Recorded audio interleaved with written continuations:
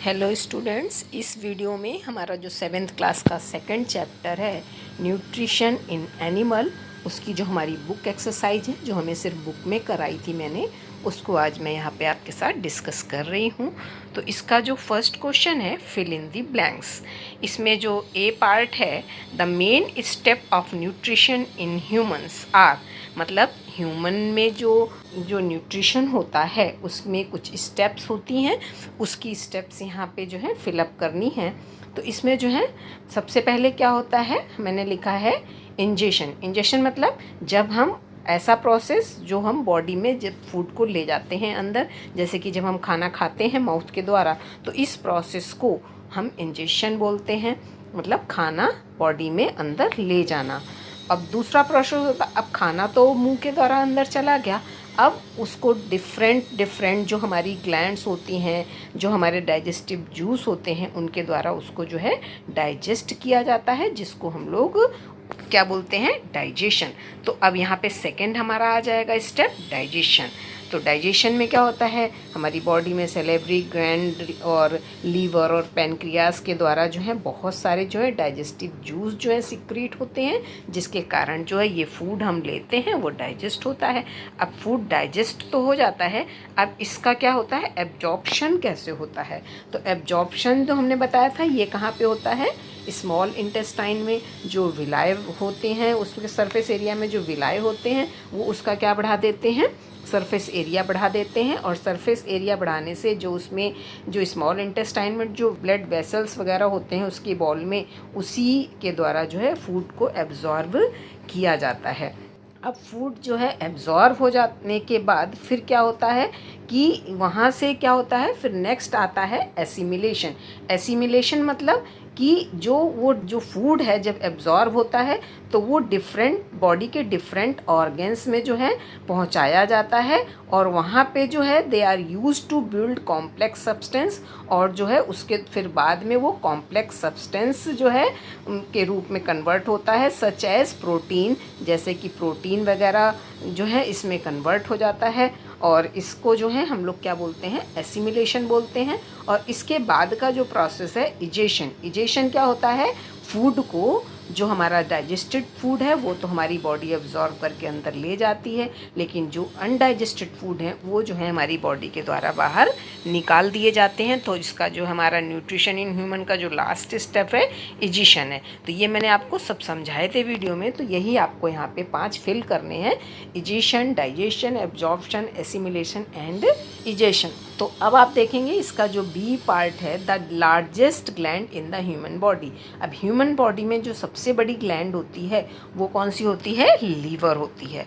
तो ये भी आपको पता है कि जो इसका जो आंसर हो जाएगा हमारा क्या हो जाएगा, लीवर हो जाएगा। फिर हमारा ये वाला जो थर्ड है, the stomach release hydrochloric acid. अब स्टमक जो है वो जो है हाइड्रोक्लोरिक एसिड रिलीज करता है, और क्या रिलीज करता है, डाइजेस्टिव जूस रिलीज करता है, विच एक्ट्स ऑन फूड, जो कि हमारे जो भी हम खाना खा रहे हैं उसमें जो है वो जो है एक्ट करता है। इसके बाद क्या है, हमारा डी वाला है, the inner wall of the small intestine has many finger like outgrowth. जो हमारी जो स्मॉल इंटेस्टाइन में जो है उसकी इनर वॉल में जो है फिंगर की तरह की आउटग्रोथ होती हैं, जिनको कि हम लोग विलाय कहते हैं। और ये जो विलाय हैं इनका क्या काम होता है, ये जो है उसके सरफेस एरिया को बढ़ा देती हैं, जिससे कि फूड जो है हमारा जल्दी से जो है एब्जॉर्ब कर लिया जाता है। अब आता है एमीबा, ई वाला है amoeba. Amoeba digest its food. अब एमीबा जो है जो अपना फूड जो है कैसे डाइजेस्ट करता है, इन द फूड वैक्यूल्स। उसमें जो है फूड वैक्यूल्स होते हैं, जिससे कि अपना फूड जो है डाइजेस्ट करता है। इसके बाद है हमारा सेकंड क्वेश्चन आ जाता है इसमें, make T if the statement is true and F if it is false. अगर कोई भी स्टेटमेंट यहाँ पे हमारे ABCD दिए हुए हैं, उसके आगे हमको ट्रू और फॉल्स लिखने हैं।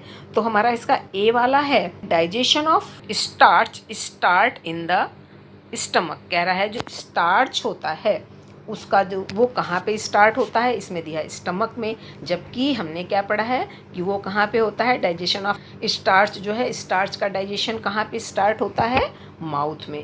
तो ये जो यहाँ पे दिया हुआ है ये क्या है, गलत है। ये सही क्या हो जाएगा, इसमें माउथ सही होगा।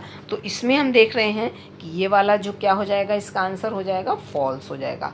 अब हमारा बी वाला है the tongue help in mixing food with saliva. हमको पता है कि हमारी टंग जो है वो फूड को सलाइवा में मिक्स करती है, तो ये वाला जो है ट्रू हो जाएगा हमारा। फिर थर्ड है हमारा the gall bladder temporary store bile. अभी हमने पढ़ा है कि बाइल बनता कहाँ है, लीवर में, और स्टोर कहाँ होता है, गॉल ब्लैडर में।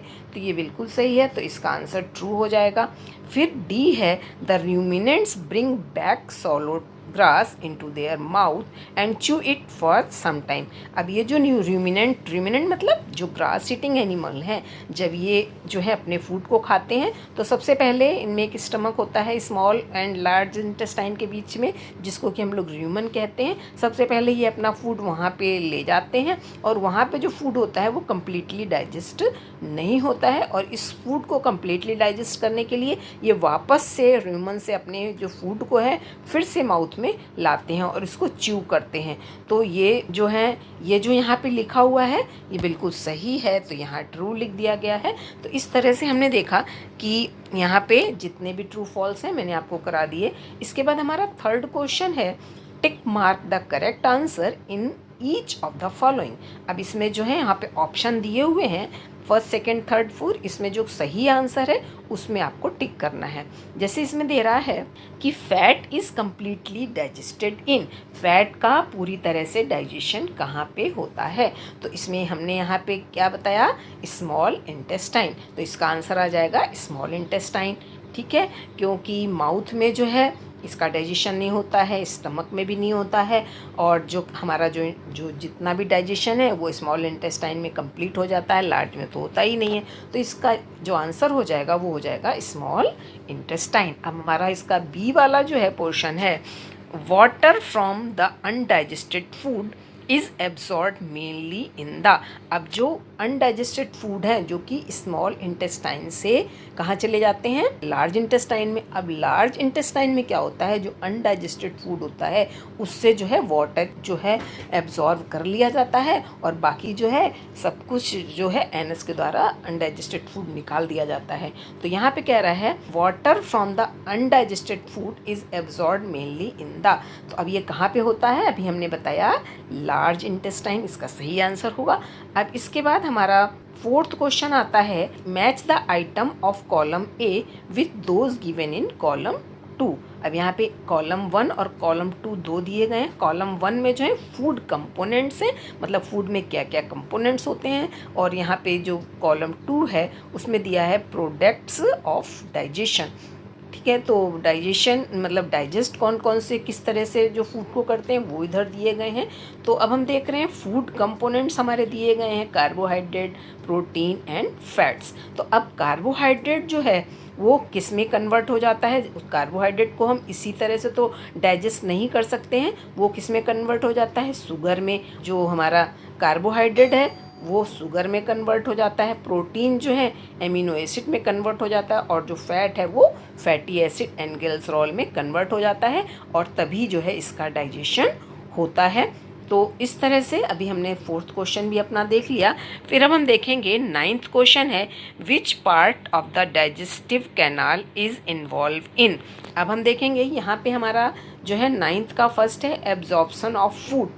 फूड का जो है एब्जॉर्प्शन कहाँ पे होता है, तो यहाँ पे आ जाएगा स्मॉल इंटेस्टाइन। फिर हमारा च्यूइंग ऑफ फूड, जो हम फूड को च्यू करते हैं तो कहाँ पे करते हैं, माउथ में, जिसको कि हम लोग बकल कैविटी भी बोलते हैं। फिर किलिंग ऑफ बैक्टीरिया, बैक्टीरिया वगैरह जो होते हैं वो किल कहाँ पे होते हैं, वो हमारे स्टमक में होते हैं। जो स्टमक में HCl होता है एसिड, वो जो है बैक्टीरिया को किल कर देता है। फिर फोर्थ है complete digestion of food. Food का जो है कंप्लीट डाइजेशन कहाँ पे होता है, ये हमने बताया स्मॉल इंटेस्टाइन। इसके बाद है फॉर्मेशन ऑफ फीसेस। अब जो है फीसेस का जो है फॉर्मेशन कहाँ पे होता है, वो लार्ज इंटेस्टाइन में। इसके बाद अब हमारा जो है 11th क्वेश्चन है match the item of column 1 with suitable item in column 2। अब कॉलम 1 से कॉलम 2 को मैच करना है। यहाँ पे हमने कॉलम 1 में जो ABCDEF दिए हुए हैं और कॉलम 2 में जो है 1 2 3 4 जो दिए हुए हैं, दोनों तरह से मैंने यहाँ पे लिख दिए हैं। आप किसी भी तरह से देख सकते हैं। जैसे कि A में जो है हमारा सैलिवरी ग्लैंड, अब सैलिवरी ग्लैंड जो है इसको किससे मैच करेंगे, यहाँ पे देखिए मैंने लिखा हुआ है A, यहाँ पे लिखा हुआ है और इधर मैंने 3 भी लिख दिया है। जो सैलिवरी ग्लैंड है वो क्या सिक्रीट करती है, सलाइवा सिक्रीशन का काम करती है, तो ये इससे मैच हो जाएगा। फिर सेकंड है स्टमक। अब स्टमक क्या होता है, एसिड रिलीज करता है, हमने बताया HCl एसिड रिलीज करता है जिससे कि बैक्टीरिया वगैरह किल होते हैं। फिर जो है हमारा थर्ड है लीवर। अब लीवर क्या काम करता है, लीवर हमने यहाँ पे जो है वो बाइल जूस का सिक्रीशन का काम करता है और ये जो बाइल जूस जो सिक्रीट होता है ये स्टोर कहाँ पे होता है, गाल ब्लैडर में, ये भी मैंने आपको बताया था। इसके बाद आता है रेक्टम। रेक्टम क्या है, storage of undigested food. Rectum में क्या होता है, जो अनडाइजेस्टेड फूड है वो जो है उसमें स्टोर होता है। इसके बाद हमारा है ई वाला, स्मॉल इंटेस्टाइन। स्मॉल इंटेस्टाइन क्या होती है, स्मॉल इंटेस्टाइन में डाइजेशन इज़ कंप्लीटेड, यहाँ पे डाइजेशन जो है पूरी तरह से कंप्लीट हो जाता है। इसके बाद हमारा एफ वाला है लार्ज इंटेस्टाइन। अब लार्ज इंटेस्टाइन में देखें तो हमारा यहाँ पे क्या होगा, लार्ज इंटेस्टाइन में एब्जॉर्प्शन ऑफ वाटर। अभी हमने ऊपर भी बताया था कि लार्ज इंटेस्टाइन में जो अनडाइजेस्टेड फूड आते हैं उसमें जो भी वाटर रह जाता है उसको एब्जॉर्ब कर लिया जाता है, तो यहाँ पे इसमें आ जाएगा आंसर एब्जॉर्प्शन ऑफ वाटर। अब इसमें एक लास्ट बच गया है कि रिलीज ऑफ फिशेस। अब ये एक्स्ट्रा यहाँ पे दिया गया है, लेकिन इसमें यहाँ पे दिया नहीं गया है कॉलम 1 में, पर अगर इसको मैच करने को पूछा जाए कि रिलीज ऑफ फिशेस मतलब फिशेस जो है कहाँ से रिलीज होती है, तो इसका आंसर हो जाएगा एनस। तो इस तरह से अभी हमने जो है आपके साथ जितने भी बुक एक्सरसाइज थी जो कि मैंने आपको जो है बुक में कराई भी है और इसको मैंने आपके साथ जो है डिस्कस कर ली है, तो इसको अच्छे से समझिएगा और लिख लिख के इसको लर्न करने की कोशिश करिएगा। अगर कुछ भी इसमें आपको समझ में नहीं आया हो तो वो मेरे से आप डिस्कस कर सकते हैं। वीडियो देखने के बाद अपना क्लास और जो है अपना नेम ज़रूर लिखिएगा। Thank you.